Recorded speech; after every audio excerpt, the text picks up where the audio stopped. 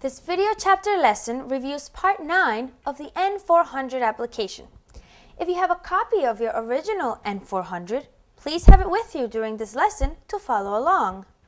Remember, during your interview, the interviewing officer has a copy of the exact application you sent to United States Citizenship and Immigration Service. If you don't have a copy of the N400, be sure to download a copy from our website. Part 9 of the N400 is information about your children. We will look at the different ways the questions can be expressed or asked. There is more than one way to ask the same question about your children. You will have to make sure you can spell correctly information about your children. Information that might need to be spelled would be your children's name, address, and country of birth. We will help you understand each question and vocabulary. Remember to answer all questions fully and accurately. In this part of the N400, you will have to put to memory different dates, numbers, and names. The first question about your children is, how many sons and daughters have you had? You must know the total number of sons and daughters you have had. You must count all your children, regardless of whether they are alive, missing, or dead. You must count all your children even if they were born in another country, other than the United States. Count children if they are 18 years old, adults, married or unmarried, living with you or elsewhere. Count children that are stepsons or stepdaughters or legally adopted.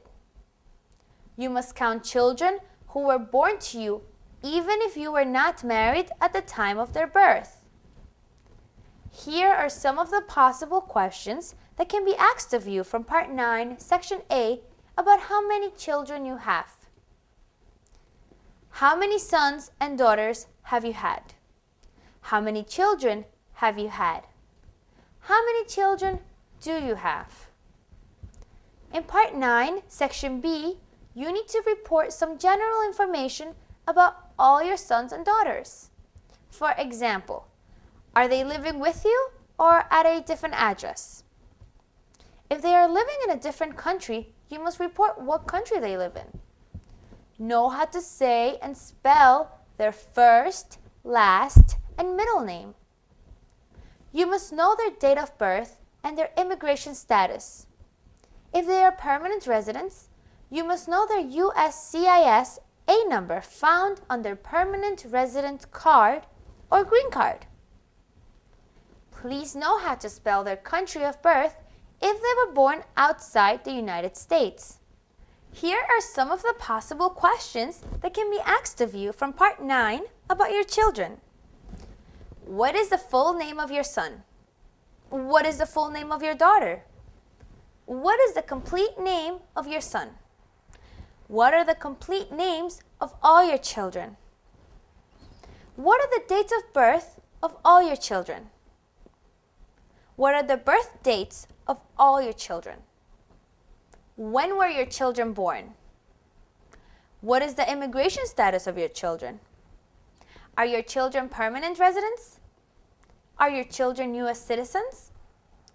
What country was your child born in? Where were your children born?